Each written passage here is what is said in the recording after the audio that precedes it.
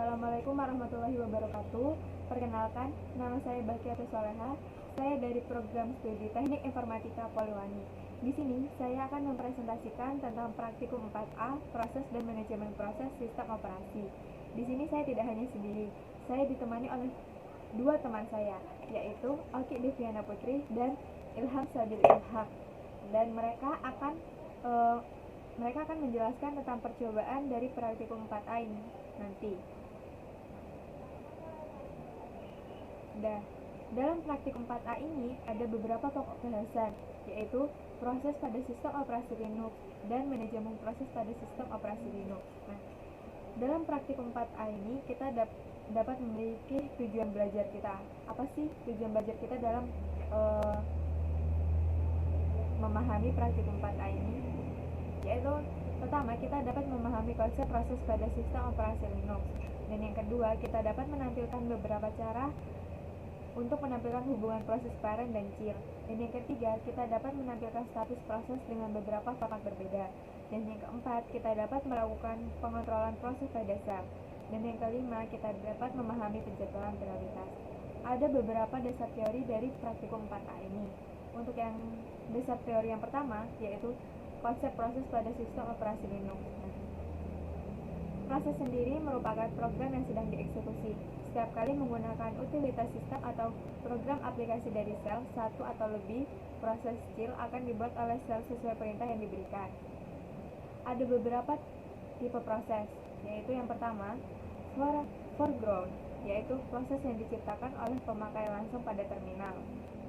Dan yang kedua, batch, yaitu proses yang dikumpulkan dan dijalankan secara sekuensial atau satu per satu.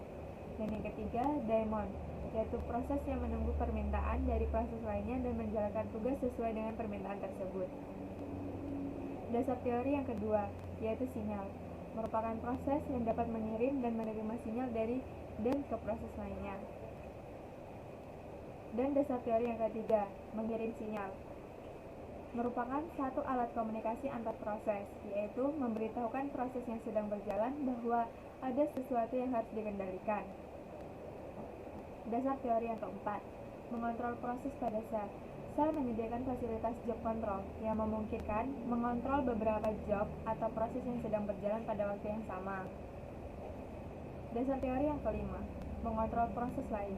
Perintah PS dapat digunakan untuk menunjukkan semua proses yang sedang berjalan pada mesin, bukan hanya proses pada sel saat ini. Nah, itulah tadi dasar-dasar teori yang ada dalam praktikum 4A ini. Di sini juga ada tugas pendahuluan. Nah, yang pertama, apa yang dimaksud dengan proses? Proses sendiri merupakan program yang sedang dieksekusi, seperti yang kita jelaskan pada dasar teori yang pertama tadi. Dan yang kedua, apa yang dimaksud perintah untuk menampilkan status proses PS atau PS3? Nah, PS, untuk yang pertama yaitu PS, yaitu merupakan proses status atau perintah yang digunakan untuk melihat kondisi proses yang ada. Dan yang kedua, PS3, yaitu perintah yang digunakan untuk menampilkan semua proses pada sistem dalam bentuk hierarki parent atau child. Nah, dan yang ketiga, sebutkan opsi yang dapat diberikan pada perintah PS. Ada beberapa opsi yang dapat diberikan pada perintah PS. Untuk yang pertama, PS-U, atau untuk melihat faktor atau elemen lainnya. Dan yang kedua, PS-U user, yaitu mencari proses yang spesifik pemakai. Dan yang ketiga, PS-A, mencari proses lainnya atau all. Dan yang keempat, PS-AU, yaitu mencari proses lainnya atau all user. Dan yang kelima, PS-EH, atau untuk semua proses. H untuk hierarki tampilan proses. Dan yang keenam, yaitu PS-EF, yaitu untuk menampilkan status proses dengan karakter grafis. Nah, tugas pendahuluan yang keempat, yaitu apa yang dimaksud dengan sinyal, apa perintah untuk mengirim sinyal. Nah, sinyal adalah sesuatu yang harus dikendalikan. Perintah untuk mengirim sinyal yaitu kill, buka kurung min nomor sinyal, tutup kurung, dan PID. Semua ada di dasar teori. Dan untuk tugas pendahuluan kelima, apa yang dimaksud dengan proses foreground dan background pada job control?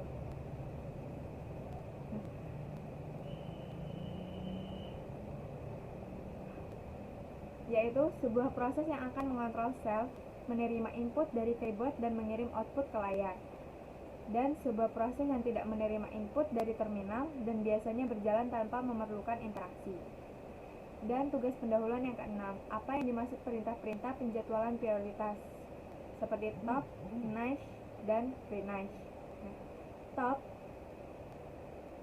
sendiri merupakan memonitor aktivitas sistem, dan niche merupakan mengubah prioritas pada proses, dan pre-niche yaitu untuk mengurangi prioritas pada proses. Itulah jawaban-jawaban dalam tugas pendahuluan, dan semuanya sudah ada dalam dasar teori yang sudah sebelumnya dijelaskan oleh saya. Sekarang kita masuk dalam percobaan. Nah, di sini ada beberapa percobaan. Dan saya di sini akan menjelaskan percobaan yang pertama, yaitu status proses.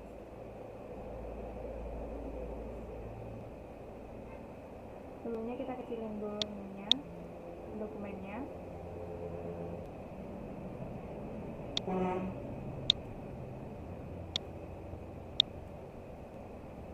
Dan kita buka terminal Ubuntu.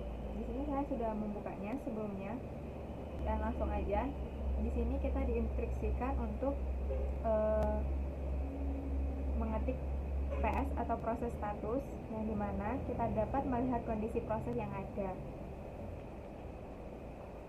Langsung aja di enter. Dan kedua, kita diinstruksikan untuk melihat faktor atau elemen lainnya. Jadi kita harus menggunakan option min u. Kita ketik PS min u. Hasilnya seperti ini ya teman-teman. Dan yang ketiga, kita diinstruksikan untuk mencari proses yang spesifik pemakai. Jadi kita ketik PS min u dan user. Nah, usernya itu kita menggunakan user dari Ubuntu. Seperti saya user Bakiatus. Jadi langsung aja di enter. Dan hasilnya seperti ini. Dan yang keempat, kita diinstruksikan untuk mencari proses lainnya dengan menggunakan opsi A atau all dan AU atau all user. Jadi kita klik PS min A, enter, dan PS min AU. Langsung enter aja. Nah, ini hasilnya ya teman-teman. Jadi untuk percobaan pertama itu seperti ini hasilnya.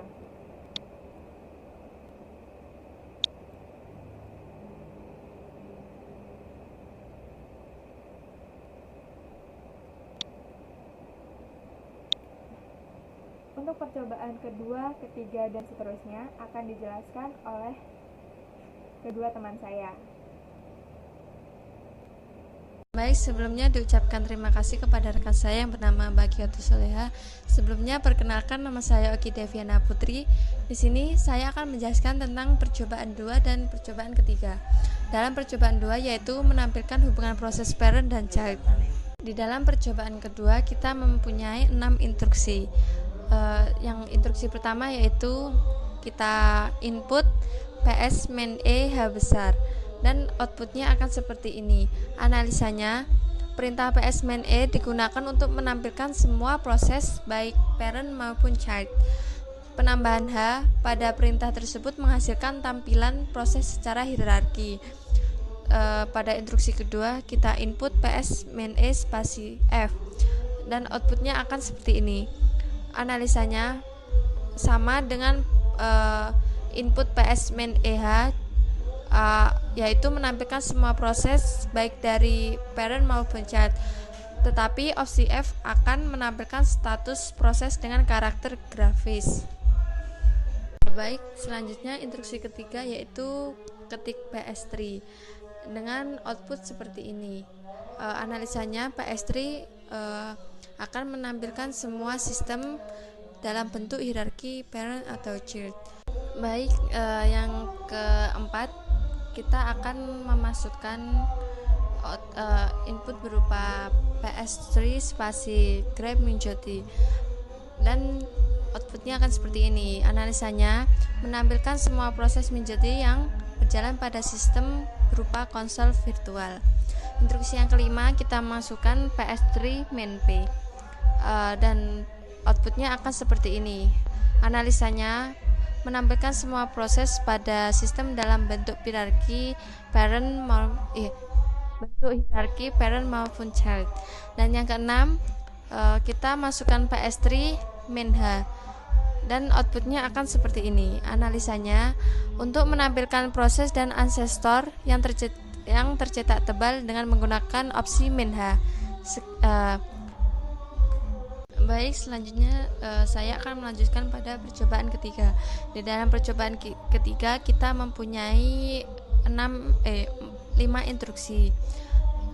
Pada percobaan ketiga kita akan menampilkan status proses dengan berbagai format. Pada instruksi yang pertama, kita input PS main E spasi more, dan akan keluar output seperti ini.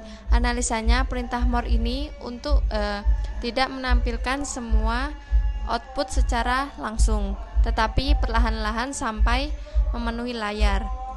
Lalu yang kedua, instruksi yang kedua, kita akan menginput PS spasi AX spasi more, dan akan keluar output seperti ini. Analisanya, perintah ini memunculkan satu kolom tambahan untuk start. Opsi main A akan menampilkan semua proses yang dijalankan oleh terminal. Opsi main E akan menampilkan proses yang tidak terlihat. Selanjutnya pada instruksi ketiga kita menginput PS spasi EF spasi more, dan akan keluar output seperti ini. Analisanya, opsi main F di sini akan menampilkan semua format pada proses. Selanjutnya instruksi keempat, kita masukkan input PS spasi main EO spasi PID, CMD spasi more, dan akan keluar output seperti ini. Analisanya dari instruksi keempat, yaitu opsi main O akan menampilkan format yang ditulis user. Misalnya pada komen ini adalah hanya menampilkan PID dan CMD. Baik, selanjutnya pada instruksi kelima kita inputkan PS main EO spasi PID, PPID, persen, MEM, CMD spasi more, dan akan keluar output seperti ini. Analisanya, perintah ini akan menampilkan format PID, PPID, persen, MEM, dan CMD. Sekian dari penjelasan saya pada percobaan kedua dan ketiga. Selanjutnya akan dilanjutkan rekan saya yang bernama Ilham Sabili Ilhaq. Saya lemparkan kepada rekan saya. Sekian, terima kasih. Wassalamualaikum warahmatullahi wabarakatuh.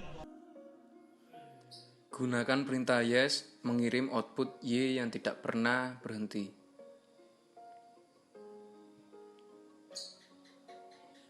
Lalu ketik ctrl-C.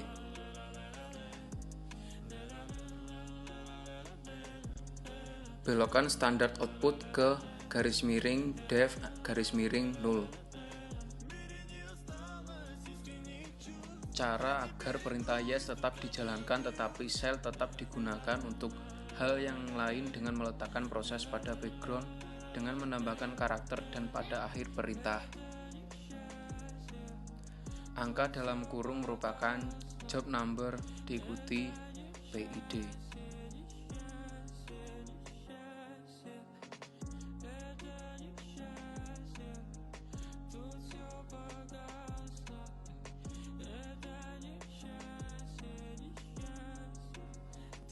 Untuk mengetahui status proses, gunakan perintah job.